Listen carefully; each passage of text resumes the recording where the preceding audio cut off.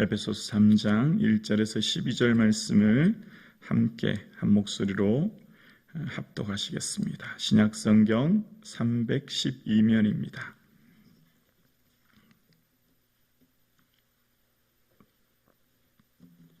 함께요. 이러므로 그리스도 예수의 일로 너희 이방인을 위하여 갇힌 자 된 나 바울이 말하거니와 너희를 위하여 내게 주신 하나님의 그 은혜의 경륜을 너희가 들었을 터이라.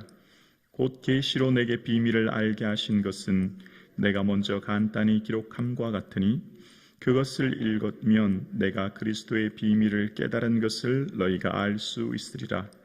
이제 그의 거룩한 사도들과 선지자들에게 성령으로 나타내신 것 같이 다른 세대에는 사람의 아들들에게 알리지 아니하셨으니 이는 이방인들이 복음으로 말미암아 그리스도 예수 안에서 함께 상속자가 되고 함께 지체가 되고 함께 약속에 참여하는 자가 됨이라.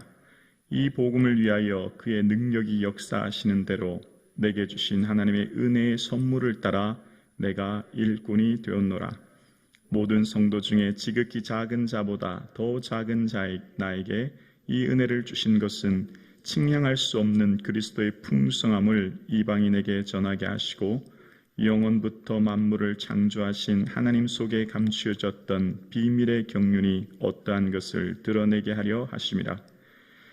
이는 이제 그 회로 말미암아 하늘에 있는 통치자들과 권세들에게 하나님의 각종 지혜를 알게 하려 하심이니 곧 영원부터 우리 주 그리스도 예수 안에서 예정하신 뜻대로 하신 것이라. 우리가 그 안에서 그를 믿음으로 말미암아 담대함과 확신을 가지고 하나님께 나아감을 얻느니라. 그러므로 너희에게 구하노니 너희를 위한 나의 여러 환난에 대하여 낙심하지 말라. 이는 너희의 영광이니라. 아멘. 주 안에 지난밤도 평안하셨습니까? 아멘. 오늘 하루의 첫날을 허락하신 하나님께 감사드립니다. 또 이 하루의 삶 속에서도 예수님이 주시는 기쁨이 충만하기를 주의 이름으로 축복합니다. 아멘. 오늘 이 새벽에 나오신 우리 사랑하는 우리 성도님들 강건의 복이 있기를 주의 이름으로 축복합니다. 아멘. 사도 바울은 죄수의 신분으로 에베소 교회를 편지를 씁니다. 지금 로마 감옥에 갇혀 있는 상황이거든요. 참 감옥에 갇혀 있으면 마음이 힘들고 어려울 텐데 사도 바울은 시야가 참 이 믿음의 시야로 언제나 현실을 바라보는 것을 알 수 있어요.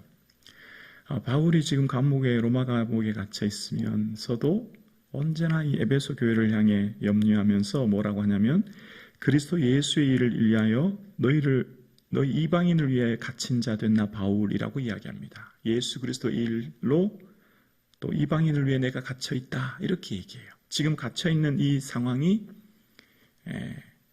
오직 주의 은혜와 그 영광 때문이라는 건데요. 여기 그리스도 예수의 일로 갇힌 자라고 하는 것을 원어대로 직역하면 그리스도 예수의 죄수 이런 의미예요. 그리스도 예수의 죄수. 이것은 두 가지 의미인데요.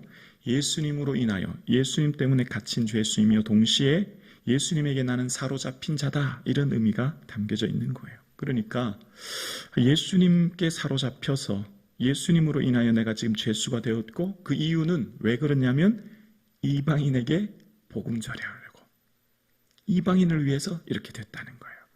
사도 바울을 처음 불렀을 때 다메섹에서 내가 이방인과 임금들을 위해 택한 나의 그릇이다 그렇게 하나님 말씀하셨잖아요. 그러니까 사도 바울이 지금 로마에 온 목적이 다 복음 전하기 위한 거다. 그리고 내가 지금 이 감옥에 갇힌 것 다 그리스도 예수를 위해 또 이방인을 위해 내가 이렇게 된 거다라고 이야기합니다.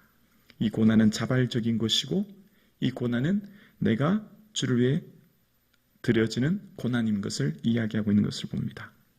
오늘 이 새벽 예배 드리시는 사랑하는 성도님, 여러분의 삶의 자리는 하나님이 보내신 자리인 줄로 믿습니다. 하나님 그 자리로 여러분 보내신 거예요. 하나님이 김부기 목사를 성북중앙교회에 보내신 거죠. 보내신 그 자리에서 불평하고 원망하고 탄식하는 게 아니라 하나님 보내신 자리니 하나님이 일하실 것이다. 하나님 이루어 가실 것이다. 하나님께서 하실 일들 바라보며 기대하고 소원하는 저와 여러분 되실 수 있기를 주의 이름으로 축원합니다. 하나님께서 여러분이 그만한 그릇이 되니까 거기 맡기신 거예요. 아멘이십니까? 사도 바울의 그 택한 나의 그릇이라고 말씀하셨죠? 그 사도 바울을 택하셔서 로마에 보내신 것은 하나님 그만한 이유가 있는 그릇이 된 것이죠. 하나님께서 여러분이 맡기신 그 자리는 여러분을 믿고 여러분을 자랑스러워하며 여러분을 기뻐하며 여러분에게 그 자리를 맡겨주셔서 다른 사람 같으면 못할 텐데 다른 사람 같으면 그 길을 절대 담당하지 못할 텐데 김부기 목사 너는 할 수 있지? 이권사야 너는 할 수 있을 거야. 너 내 마음 알지? 좀 힘들어도 부탁한다 라고 맡기신 그 자림을 믿을 수 있기를 주 이름으로 축원합니다. 그래서 하나님 걱정하지 마세요. 걱정하지 마세요. 할 수 있어요. 비록 이런 형편 이런 것들 어렵지만 주님 생각하면서 참고 이겨낼게요. 주님 저 걱정하지 마세요. 주님 계시잖아요. 저 이거 다 인내할 수 있어요. 넉넉히 이겨내는 저와 여러분 되실 수 있기를 주 이름으로 축원합니다. 그래서 사도 바울의 삶 가운데는요, 계시로 내가 비밀을 알게 되었다는 거예요. 계시 3절에 계시로 내가 비밀을 알았다는데요. 계시로 알았다는 것, 열어서 보여주다는 의미인데요. 성령께서 지혜와 계시의 영이시거든요. 성령님께서 깨닫게 해주셔야만 알게 되는 것이 이 비밀인데, 여기 비밀, 남에게 공개되지 않은 숨겨진 것이라는 의미인데요. 이것은 사람의 지혜나 이해로 알 수 있는 게 아니라 하나님의 성령께서 열어서 보여주셔야만 알 수 있는 것이라는 의미예요. 그러니까 성령님께서 내게 비밀을 알게 해주셨다. 여기 비밀은 어떤 의미가 있냐면 두 가지 의미예요. 첫 번째는 하나님께서 그리스도 예수 안에서 유대인뿐만 아니라 이방인까지도 모든 사람도 다 교회 한 몸이 되게 하시고 구원하여 주시고 은혜 주셨다. 그런 의미예요. 두 번째는 더 넓은 의미로는 예수님이 예수님이 비밀인 거죠. 예수님이 이 땅에 오신 하나님의 비밀인 거죠. 예수님 통하여서 모든 인류가 구원 얻게 하시는 거예요. 그러니까 사도 바울이 다메섹에서 주님을 만난 후에 깨달은 게 있어요. 예수님이 오신 것은 유대인만을 위한 게 아니구나. 예수님은 이방인도 온 인류도 모두를 다 사랑하시는구나 라고 하는 그 유대인들의 그 세계관을 넘어서며 유대인들의 차별을 깨고 유대인들의 모든 생각을 넘어서는 하나님의 은혜를 알게 된 거예요. 유대인들이 늘 이방인들을 차별하고 편견을 가지고 있는 그것을 넘게 하셔서 모든 사람을 사랑하시는 누구를 보내셨다고요? 예수 그리스도를 보내신 거죠. 예수 그리스도가 하나님의 비밀인 거예요. 이걸 알 수 있는 것은 성령님께서 우리에게 은혜 주셔서 알게 된 줄로 믿습니다. 이 비밀은 아무나 알지 못해요. 이 비밀은 세상적인 지식과 경험으로 알 수 있는 게 아니에요. 무슨 책을 읽고 무슨 학위가 있다고 알 수 있는 게 아니라 성령님께서 우리에게 깨닫게 하신 주의 은혜의 선물인 줄로 믿습니다.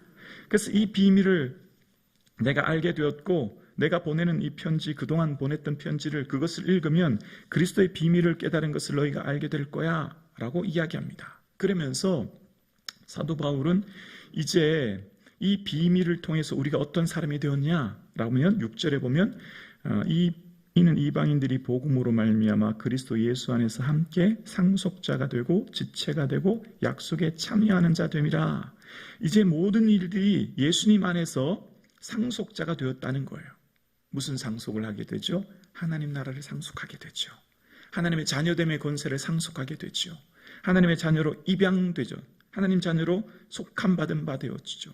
그래서 우리는 여기서 상속자는 동등한 법적 위치를 가진다는 의미가 있는데요. 우리는 하나님의 자녀로 동등한 권세와 권리를 가지는 줄로 믿습니다. 로마 시대에 자녀를 입양하면 아들과 같은 법적 권위를 주거든요. 우리는 하나님의 자녀로 거룩한 자녀로 입양되었고 하나님의 자녀의 권세를 가지게 되었어요. 하나님 나라를 상속하게 된 줄로 믿습니다.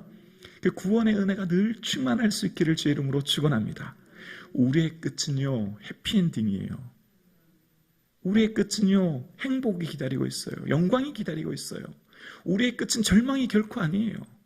우리의 끝은 언제나 찬란한 하나님의 영광이 기다리고 있는 줄로 믿습니다. 우리는 곧 예수 그리스도를 만나게 돼요. 이것만 생각해도 우리에게 기쁨이 있죠. 그리고 함께 지체가 되었대요. 함께 한 몸이 되었대요. 그래서 우리가 예전에는 이방인이었고 예전에는 구원 얻지 못한 하나님의 돌감나무였지만 이제는 참감람나무로 접붙임되어 하나님 한 몸이 되었고 하나님의 약속에 참여한 바 되어서 그 하나님의 영광을 누리는 자 되었다라는 거예요. 그래서 7절에 그 은혜의 선물을 따라 내가 일꾼이 되었다라고 이야기합니다. 은혜의 선물. 우리가 주의 일꾼이 된 것을 인하여 감사할 수 있기를 주의 이름으로 축원합니다. 일꾼이 좀 힘들죠. 일꾼은 힘들 수 있어요. 주인의 마음을 헤아리고 주인의 맡겨진 일들을 하는 것이 쉽지 않아요. 그런데 이것이 사도 바울은 뭐라고 하냐면 은혜의 선물이라는 거예요. 저와 여러분 그 삶의 자리를 보내시고 몸된 자를 섬기게 하시고 하나님께서 보내신 하나님의 일꾼으로 부름받은 것은 그리스도의 선물인 줄로 믿습니다. 그래서 우리는 세상 사람들과 삶이 달라요. 왜냐하면 우리는 은혜의 선물을 받은 자, 하나님의 나라를 상속받은 자, 하나님의 한 몸된 지체, 또 하나님의 약속에 참여한 자가 되기 때문에 우리의 삶의 목표, 삶의 목적, 또 삶의 근거, 태도가 완전히 달라요. 예수 믿지 않은 사람과 우리는 달라요. 로드니 스타그라라고 하는 사람이 쓴 기독교 발응이라는 책에 보면 이런 내용이 나와요. 지금 요즘 코로나가 이제 막 지나지 않았습니까?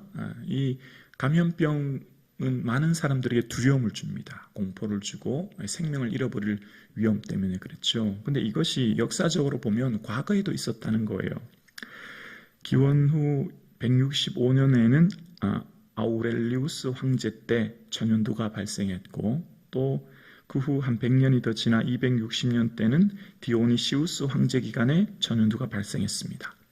이 전염두가 대규모로 역병이 창궐해서 로마 인구의 3분의 1이 다 사망했다는 겁니다. 그러니까 많은 사람들이 아픈 사람을 보면 피해 다니거나 동네에서 추방하거나 내쫓거나 의사들은 그런 전염두가 창궐한 도시를 도망쳐 다 뛰쳐나왔다는 거예요. 살고 보자는 거죠. 그러니까 이 국가에서는 이걸 관리할 수 있는 체계가 무너진 거예요. 붕괴된 거예요. 모두가 다 이 전염두에 걸린 사람들을 외면하고 내다 버리고 시체를 그냥 잘 매장도 하지 않고 그냥 방치할 정도로. 그러니 당연히 전염두가 창궐할 수밖에 없죠. 그런데 여기서 기독교인들이 빛을 발합니다.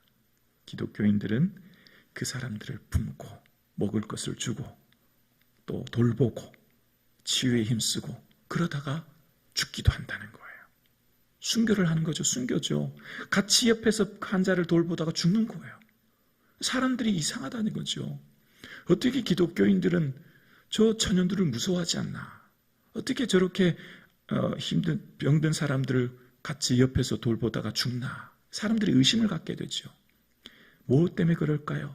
그 안에 있는 하나님 나라 때문에 그런 거죠. 그러니까 이 기독교 발응이라는 책에 보면 왜 팔레스타인의 작은 도시의 이방 문화의 한 종교였던 기독교가 오늘날 이 수십억 인구의 기독교가 되었나? 그 핵심에 이 얘기를 하는 거예요.